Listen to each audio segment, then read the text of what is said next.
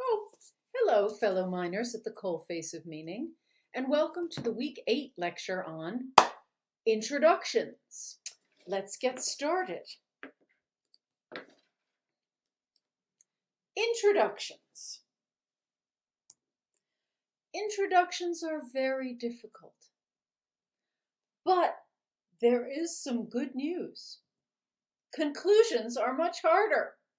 We'll be dealing with conclusions in a couple of lectures, maybe even the next lecture, but for the moment, let's try and climb the slightly not Everest that is introductions. An introduction has three goals: to draw readers in, to make readers comfortable, and to make it plain to readers what you're going to talk about. Think of your introduction as the welcome to your reader, because that's what it is. If you invite someone to visit you, you don't just open the front door to them and then announce what you're going to discuss. We're going to talk about death.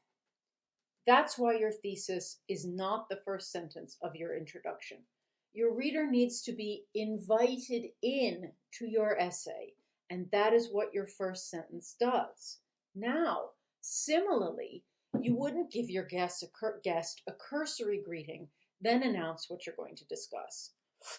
Hello, we're going to talk about death. You would take their coat, maybe offer them something to drink, invite them to sit down, and so on.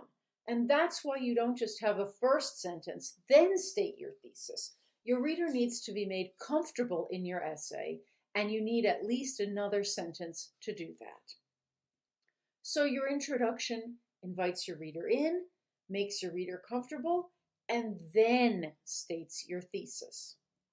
We are going to talk in this part of the lecture about the first part of that formula, first sentences. That is the sentence that draws readers in. A first sentence is your best chance to grab your reader's interest and make them want to keep reading.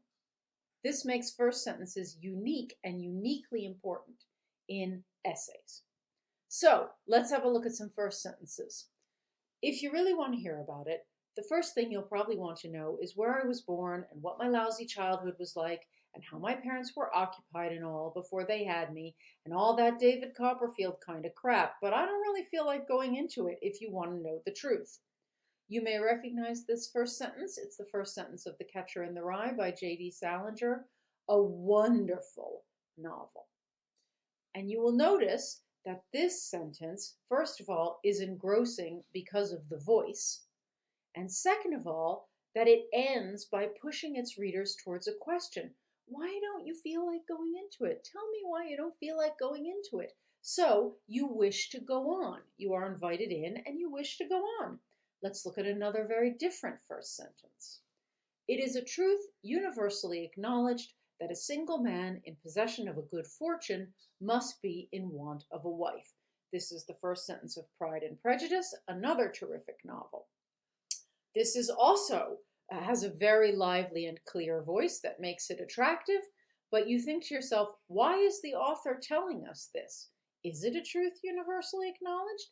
And the sentence also makes you think, I think this book will be about men and about marriage and probably about money. And in this way, it invites its reader in. You can do the same thing with an academic introduction. Naked mole rats, or Heterocephalus glaber, possess a highly unusual set of traits. Oh, really? Tell me more. I mean, come on, a highly unusual set of traits. Who doesn't want to know more with that announcement? The reader's curiosity is up, and you haven't done anything particularly fancy or complex. So, gird your loins. Okay, are you prepared? This is a naked mole rat. I think we can all agree that it possesses a highly unusual set of traits. Now, back to the main event. Here are sentences from 3 first-year essays. In 1977, Star Wars, a science fiction film directed by George Lucas, introduced the world to the Jedi, the peaceful protagonists sworn to defend democracy in a galaxy far, far away, and to the Sith, the evil dictators of that same galaxy. Different essay. Language fundamentally underpins any reading of Anthony Burgess's polemical novel, A Clockwork Orange. Third sentence. Masculinity is time and place specific. 3 very different sentences. Whether factual, bold, short, assertive, or ground laying, that is, they lay the ground for what will come, each of these sentences tempts the reader to move on.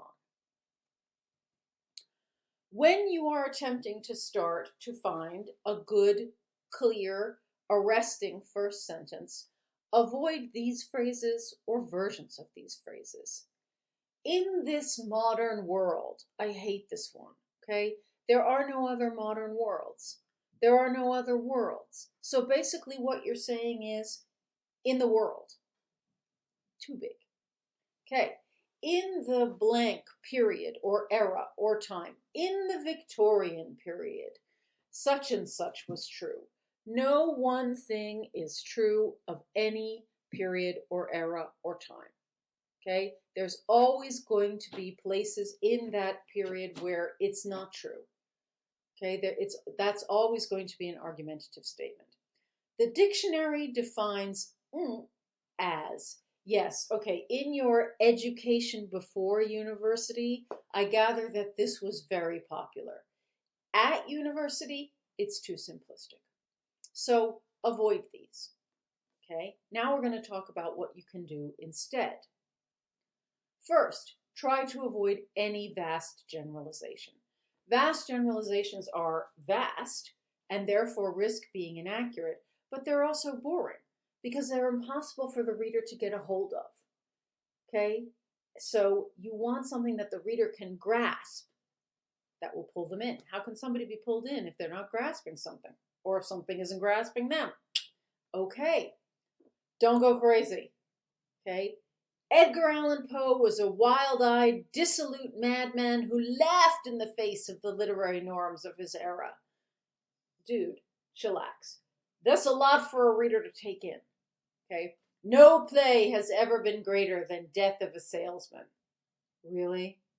Are you sure about that? That's actually a sneaky, vast generalization. But it's also, I mean, come on. Have you read every play besides Death of a Salesman? You can be provocative, but be sure you explain your provocative statement in the course of your essay. Masculinity is time and place specific. You're familiar with that one from an actual essay. Everyone is racist. The early modern period hated women. Each of these statements needs to be explained and defended, or alternatively, put out and then disagreed with in the course of its essay. Okay, so if you're going to be provocative, don't just leave it hanging there. You have to contextualize it. It's always the context. Okay. So what you want is inviting, clear, related to what will follow, and, if you feel comfortable doing so, bold, but not crazy bold. And that is the end of this discussion of first sentences. And that is because it's very hard to talk about how to create a good first sentence until you've gone on and discussed everything else. So let me get out, as usual, and let me say, who has 2 thumbs and has taught you a little something about the importance of introductions? This gal. But who's got 2 index fingers and feels at least a little bit more confident about how an introduction should work? That's right, you! I'll see you in the next film.